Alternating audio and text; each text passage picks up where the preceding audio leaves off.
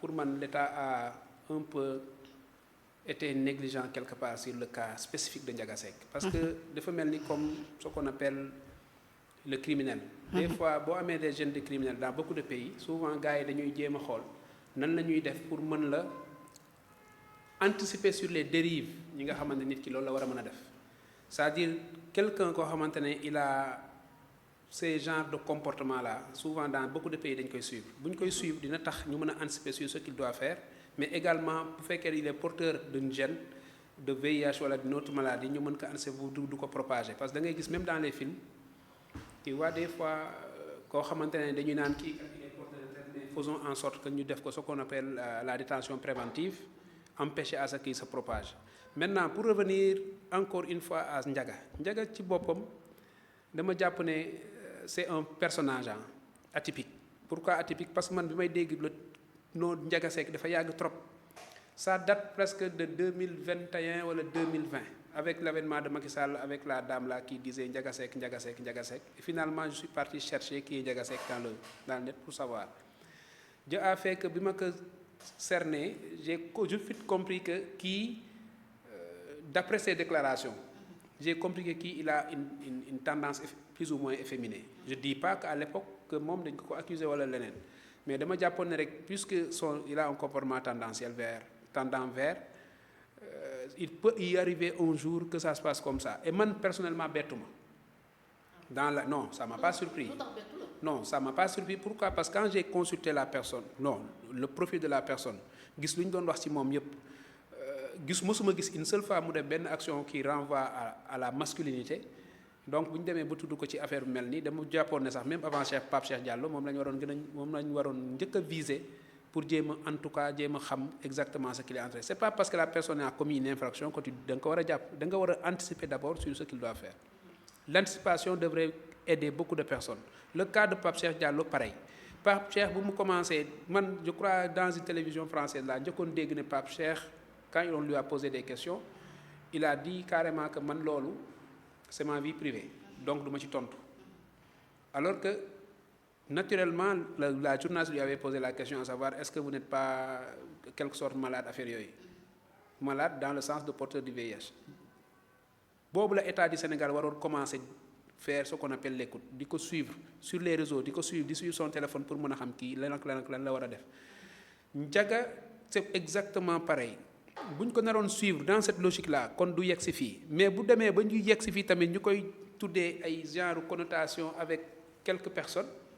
c'est là où ça pose problème parce que dafa mel ni suñu dëkk bi nag ñi fi nekk di xalaat yor ko wala ñi fi nekk yor ko wala ñi nga xamante ne ñu bokk ci ñi ko yor dañ leen di tudd ci ay affaires yu mel noonu yu bëree bëri. Supposons Ndiaga moom ci boppam taxaw ne man je suis l'ami de telle personne on peut citer son nom je suis l'ami de Ousmane Sonko man Pastef laay militer par exemple wala dama ànd ak waa Pastef. Waa Pastef au-delà de l'excellence de son président du président de la République il aspire à diriger le pays. L'autre aspect mooy le Sénégal est à 99% de croyants qui récusent carrément cet événement-là ce phénomène-là bu ñu demee dans ce cas de figure-là te ñii bëgg a diriger réew mi ñu leen di tudd ci côté boobu wala ñu leen ci taqal en tout cas ñu leen di accuser de tort ou à travers mais sénégalais ci boppam dañu war a def benn genre gëstu xool ba xam est-ce que ces genres de personnes-là est-ce que ils méritent vraiment qu'on leur donne la destinée de notre pays wala est-ce que y a beaucoup de questions à poser avant même que ñuy dem ba yegg ci dérive yoo xamante ne kii. L'autre événement mooy on a vu le guide en quelque sorte de Pastef man personnellement j'ai suivi non je parle pas de révolution cette fois-ci mais je parle du guide du parti le président Ousmane moom gis naa ko mu nekk en conférence avec Manchalon je crois gis naa ko mu recevoir également à Ziguinchor une personne attitrée que moom il est boo xoolee bu Juan Branco qui est affilié à une certaine configuration avec le parti Pastef da ngay gis ne Juan tamit dañ ko koy tuddee en quelque sorte donc boo xoolee ci aspect yooyu yëpp da ngay jàpp ne lii est-ce que jarul ñu gëstuwaat en profondeur pour xam qu'est-ce qui est derrière tout ça. D'accord loolu dinañ ci ñëw justement ci sa relation avec Pastef wala sa relation avec le premier donte ne gis naa ñu bëri ci ñoom ñu koy weddi mais bu ñu taxawee sur le cas de Ndiaga Seck am na ñooy doon jaay ay senteur de femme beneen bi des moom Ndiaga mu ni ci maamam la ko jëlee kër maamam bi ko yoroon ay waajam dañoo teel a divorce c'est parce que daf doon liggéey ay liggéeyu jigéen moo tax mu mel noonu est-ce que loolu alibi la. non quelque part boo xoolee quelque part ça peut constituer un alibi quelque part parce que des fois da ngay xool pendant des années arrière da nga doon gis ñoo xamante ne des fois dañ leen di toggloo di leen solal ay yére jigéen. Ça tend vers l'efféminité en quelque sorte parce que souvent ce sont des problèmes de famille wala configuration familiale wala affaire yooyu des problèmes en tout cas mooy tax mais à 100% en alibi ça tient pas la route. Pourquoi? Parce que am na ñu dund pire que Ndiaga, ils n'ont pas été homosexuels. Am na ñu dund du gën a graaw Ndiaga te pourtant ils n'ont jamais été pensés à être homosexuels. Kon moom peut-être dafa nekk loo xamante ne c'est une dégradation de ses valeurs, dégradation de mœurs wala en tout cas il a un comportement tendant vers wala il a par sa volonté personnelle parce que personne ne lui a forcé à intégrer benn genre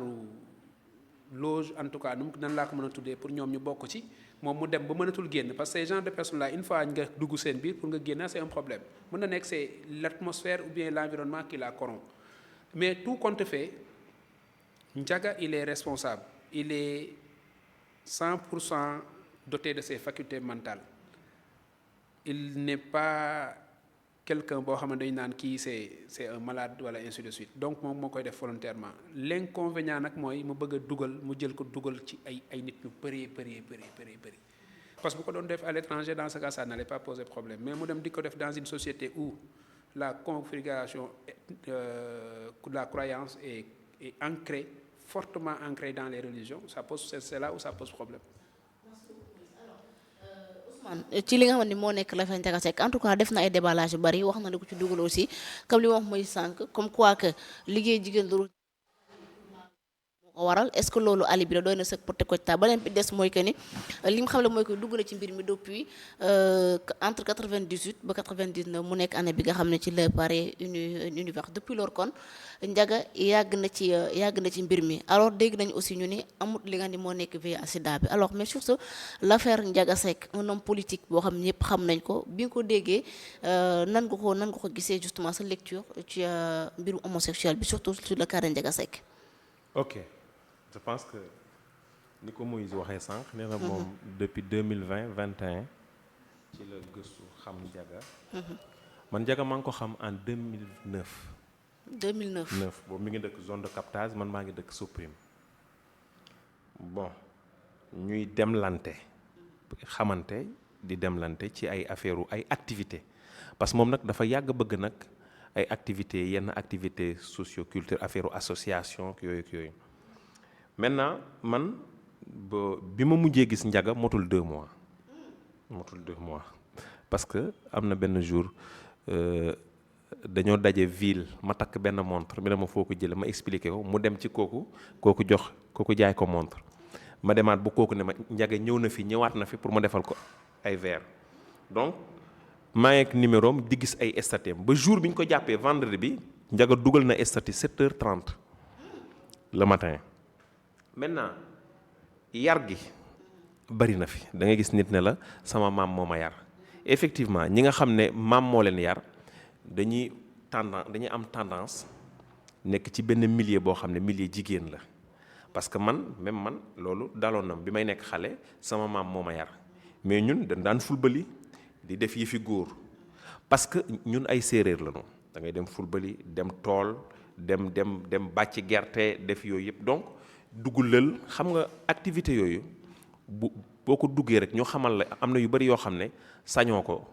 doo ko sañ a def tey ci ñi ñuy cité góor jigéen ñi ñëpp c'est rare doo ci gis séeréer 100% doo ko ci gis séeréer boo xam ne 100% la doo ko ci gis parce que ñoom dafa am loo xam ne dañ la koy defar dès que nga nekk jeune duggulal jàngal la mbiru góor dëgg ni muy mel donc cas bi nag mu xaw a doy waar gi mooy tey waaw doy waay gi mooy da ngay dégg nit ñi ne la Ndiaga Seck tey bu nekkoon xaritu Macky Sall pour won la nitu Pastef ni mu mel. d'accord loolu dinañ ci ñëw mais. waaw diir bi nga xam ne Ndiaga depuis 2009 ba léegi est-ce que amoo woon ay soupçons ci Ndiaga aussi. non xam nga nit kenn du ko soupçonné nit doo mais Ndiaga une fois que nga gis ko xool ko rek di nga ne waaw di nga poser question kii lan la mais xam nga loolu aussi taxul ñu ne kii lii la parce que boo xoolee tey ñi nga xam ne jàpp nañ leen yëpp ci wàllu góor jigéen ñi efféminé motul 10 personnes ñi nga xam ne dañuy wax di damm seeni loxoog di regge joog yooyu motul 10 personnes ñi nga xam ne góor dëgg lañu da cee bari tey bu ñu tegoon Ndiaga Seck teg Kader ñu ne la ñaar ñii kan nga ci yaakaar góor jigéen kan ngay wax Ndiaga ngay wax te pourtant Kader jàpp nañ ko ci wàllu góor jigéen waaw mi ngi noonu nag mi ngi noonu kon nag mi ngi noonu donc dafa am mbir moo xam ne man wax dëgg fa neex yàlla que ñu jàpp Ndiaga que mu yegsi fii mu yegsi man bettu ma parce que ni mu bindoo ni mu efféminé yooyu yëpp maintenant nag bu fekkee ci wàllu état que mu jël responsabilité par rapport ñu mel noonu man je pense que fi ñu daan daje ba di def ay soirée yu mag a mag di daje ci appartement di dëbb dëkk bi te loolu état xamu ko état jugu ci état taxawu ci donc am na problème bu am ci réew mi parce que bu ñu demee bay def lu nu mel lu salte loolu lu ñaaw loolu te xam nga fii Dakar appartement yi nu ñu bindoo donc pour nga dugg ci benn appartement boo fa duggee rek déjà yeneen appartement mën nañ ne fii lu fi xew comprendre nga donc ñu mën a tëgg lu mel noonu bañ ne kër Pape Cheikh dañ fa daan def lu mel noonu yu bëree bëri te man loolu def na ma kaa nga ñëwaat ci ku mel ni Djiby Dramé Ndiaga xaritu Djiby Dramé la Ndiaga moo présenté Djiby Dramé Ousmane Sonko Ndiaga moo jël ku mel ni Abdou Guité Seck présenté ko Ousmane Sonko maintenant dafa am loo xam ne problème la aussi Sénégal bon xaw ma ndax daa ci mën a dugg mooy bu ñu joxoñee kenn ne kii lii la dañuy jàpp ne entourage boobu yëpp loolu la tey da ngay jël des gens am na ay gor yu fi nekk yu mag yu ne ci réew mi yoo xam ne man xel dama leen fréquenté mais xel xalaatul ñooñu bu ñu nekkoon góor jigéen ma génn dëkk bi parce que ci seen wayjur fi nu juddoo fi nu bokk fi nu màggee ba ci jomb gi nga xam ne jomb nañoo wax lu ñaaw waxatuma la di def lu ñaaw dafa bëri. maintenant bu ñu jëlee Ndiaga ne xaritu PM la xaritu PM rek ça ne veut pas dire que PM aussi dañuy naan parce que vie privée Ndiaga la vie maa ngi ñëw vie privée Ndiaga la vie privée PM la mais maintenant PM aussi mi nga xam ne mooy premier ministre di un acteur politique yore parti bu toll ni Pastef nga am xarit boo xam ne ñu ne Ndiaga Seck la de un deuxièmement nga falu nga invité ku mel ni Mélenchon mu ñëw ngeen dem université moom muy défendre lu mel noonu Juan Branco ak ñeneen man loolu dama koy moytu man chef de parti dama yore mouvement su ma la gisee nga am noo mel doo ma jege du ma ànd ak yow waxi góor jigéen man boo ma posé question sax tudd ne ma ndax di ma laaj ndax waxi comme nii yow ñu laaj la ndax góor jigéen nga su boobaa dootoo ko dolli ndax bala ngaa posé question bay pare moom lu ma jege dinaa la ko fëgg donc lu mel noonu mënoo di ak li ci yàlla wax yépp fu ñu waxee kii góor jigéen la kooku ñu wax ne góor jigéen la yow mi ngi sa wet wala yow yaa ngi leen di invité ñuy ñëw donc loolu man je pense que leader dëgg wala koo xam ne aspiré na pour jiite réew mi war na mën a moytu loolu war na ko mën a moytu donc le cas de Ndiaga Seck par rapport ak PM par rapport ak ñeneen loolu man je pense que war nañ cee mën a gën a xóot te aussi dafa am benn affaire bu ci nekk bu ñuy traité nañu traité ñëpp ndax Ndiaga Seck gënul Pape Cheikh Diallo mi nekk ci kaso bi Ndiaga Seck gënul As Jon bi nga xam ne ci xasaay di la newoon Ndiaga Seck gënul ki nga xam ne Djiby Dramé la amoon ay fan sama yëpp Ndiaga Seck gënul ñi nga xam ne ñeneen ñi nga xam ne jàpp nañ leen donc traitement bi nañ ko traité comme niñ traité ñeneen ñi góor jigéen képp kuy jullit amoo pour défendre góor jigéen man mën naa revendiquer ne xam naa ko, mën naa wax ne durant bi ma ko xamee nit ku baax laa xam ci moom, durant bi ma ko xamee nit ku social laa xam ci moom, durant bi ma ko xamee nit ku oyof laa xam ci moom. vie privée am nag vie privée am la. mosuma ko xam. non yàgg naa ko dégg ñu koy wax ne moom la, mais loolu intéressé wu ma parce que tey man du ma ñëw rek gis aji ñu ne ma aji lii la ma gëm la aji nekk. la tax nag may gëm damay dem ba teg bët. maintenant nag sunu justice su réew xarañ nañu xarañ goo xam ne ku ñu jàpp ba tée la tey mën ngaa ne du ma moom xam nga Ndiaga bi ñu ko njëkkee jàpp dafa bañ ne moom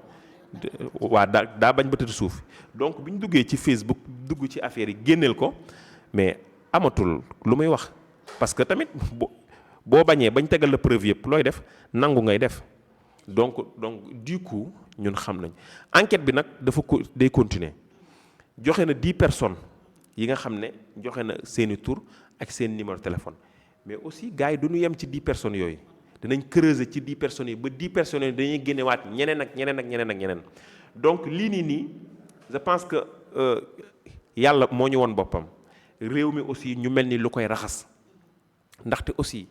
munoo togg ci cin bu tilim mënul nekk bala ngaa togg il faut nga raxas sa cin ba mu set wecc nga soog a togg mais mënoo togg jël cin boo xam ne suufa nga ca saaboo nga ca lépp a nga ca nga bëgg a teg bëgg a togg. donc Sénégal il est temps que ñu raxas ko xam ne ay mag ñu baax ñoo fi ne ay nit ñu baax ñoo fi nekk képp koo xam ne nag góor jigéen nga na la yàlla weer ñu xam ne kii góor jigéen la ñu teg la ay daan tëj la ci kaso bi ba keroog peine bi nga xam ne loolu lañ ci wax ñu def ko ci parce que du lu ñuy pardonner d'autant plus que nga yore feebar boo xam ne yaa ngi koy wàlle sunu genre gii tey ay góor lañu ay góor dëgg lañu tey